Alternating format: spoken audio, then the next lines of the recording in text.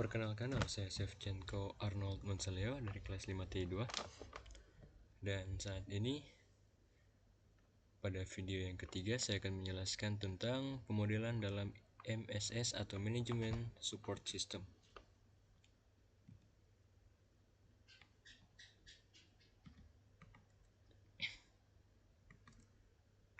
Ada beberapa poin yang akan kita bahas, yaitu pengertian MSS, pengertian pemodelan, tujuan pemodelan dalam MSS, jenis-jenis model, tahapan pemodelan, contoh penerapan, kelebihan dan kelemahan, hingga kesimpulan. Oke, pada poin yang pertama, apa itu MSS? Management Support System atau MSS adalah sistem berbasis komputer yang digunakan untuk mendukung manajer dalam proses pengambilan keputusan. MSS mengintegrasikan data, model, dan teknis analisis agar keputusan lebih efektif. Komponen utamanya mencakup data, model, dan interface. Data adalah sumber informasi yang adalah database, data warehouse, big data, dan lain-lain. Model yang adalah representasi masalah nyata dalam bentuk matematis, logis, atau simulasi.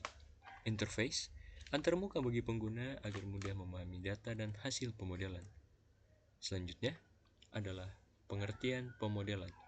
Pemodelan dalam MSS adalah proses membuat representasi sederhana dari masalah nyata agar bisa dianalisis, dipahami, dan digunakan untuk mengambil keputusan. Karakteristiknya adalah menyederhanakan kompleksitas dunia nyata, menggunakan asumsi agar model lebih mudah dipahami, dapat berbentuk matematika, logika atau simulasi, membantu dalam eksperimen virtual tanpa harus langsung menguji di dunia nyata. Tujuan pemodelan dalam MSS ada 5 tujuan utama, yaitu membantu manajer memahami masalah dengan lebih jelas, menggambarkan hubungan antar variabel, misalnya biaya, keuntungan, resiko, atau permintaan, mempermudah analisis alternatif keputusan sebelum diambil di dunia nyata, mengurangi biaya dan resiko dengan melakukan simulasi, meningkatkan kualitas keputusan melalui pendekatan yang terstruktur. Sekarang kita masuk pada jenis-jenis model dalam MSS. Yang pertama adalah model ikonik, representasi fisik dari objek nyata berupa miniatur, peta, atau maket. Contoh, peta lokasi gudang, maket tata letak pabrik. Kelebihannya adalah mudah dipahami dan memiliki kekurangan, yaitu terbatas, tidak bisa menampilkan dinamika masalah.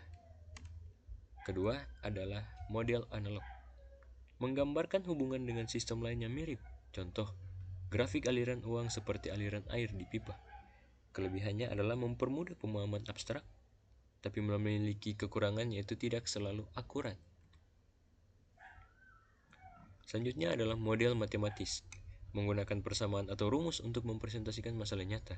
Contohnya, fungsi keuntungan seperti laba, pendapatan, hingga pendapatan biaya. Pendapatan biaya laba atau pendapatan biaya. Linear programming untuk optimasi produksi. Kelebihannya adalah lebih tepat, dapat dihitung dengan komputer. Kekurangannya adalah perlu data lengkap dan akurat.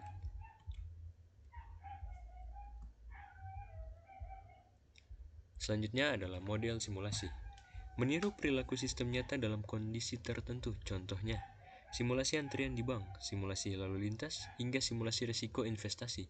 Kelebihannya, fleksibel, bisa menggambarkan situasi kompleks, tapi memiliki kekurangan, yaitu membutuhkan waktu dan biaya untuk membangun.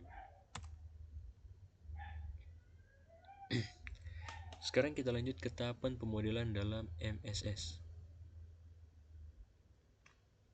Yang pertama adalah identifikasi masalah, menentukan permasalahan yang dihadapi manajer. Contohnya, bagaimana menentukan jumlah produksi optimal agar biaya minimal dan keuntungan maksimal.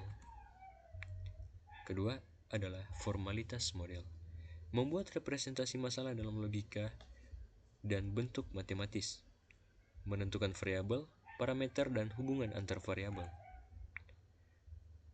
Selanjutnya adalah pengumpulan data, menyediakan data yang diperlukan seperti internal maupun eksternal. Contoh, data penjualan, biaya produksi hingga permintaan pasar.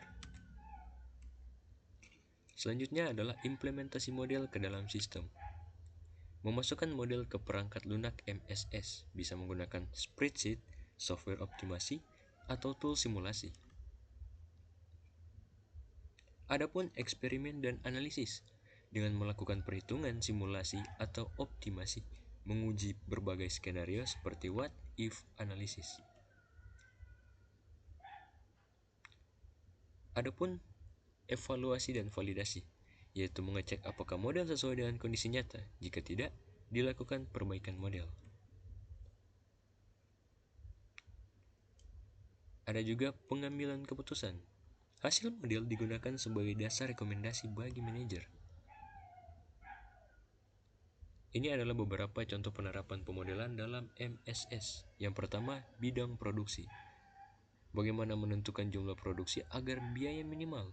Contoh modelnya, linear programming yang akan memaksimalkan keuntungan dengan keterbatasan bahan baku. Ada juga dalam bidang pemasaran, bagaimana menentukan harga produk agar penjualan optimal. Modelnya adalah dengan permintaan dan penawaran. Adapun bidang keuangan, bagaimana menentukan portofolio investasi dengan risiko terkendali. Modelnya dengan menggunakan optimasi portofolio atau Markowitz. Terakhir ada bidang logistik. Bagaimana mengatur rute distribusi agar ongkos transportasi minimal. Modelnya adalah dengan menggunakan transportasi.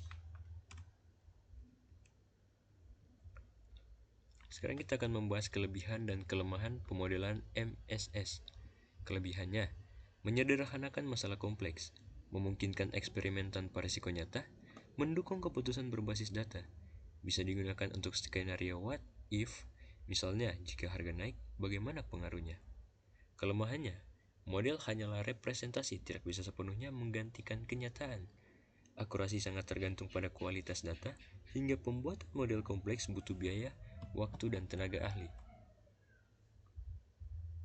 Kesimpulan, pemodelan adalah jantung dari MSS, karena tanpa model, sistem hanya menjadi tempat penyimpanan data. Model membantu manajer dalam analisis, prediksi, dan optimasi. Ada berbagai jenis model, yaitu ikonik, analog, matematis, hingga simulasi. Proses pemodelan harus melalui tahap identifikasi masalah hingga evaluasi hasil. Pemodelan terbukti berguna di banyak bidang, seperti produksi, keuangan, pemasaran, hingga logistik. Sekian dari saya, terima kasih sudah menonton, dan sekian. Dan sampai jumpa.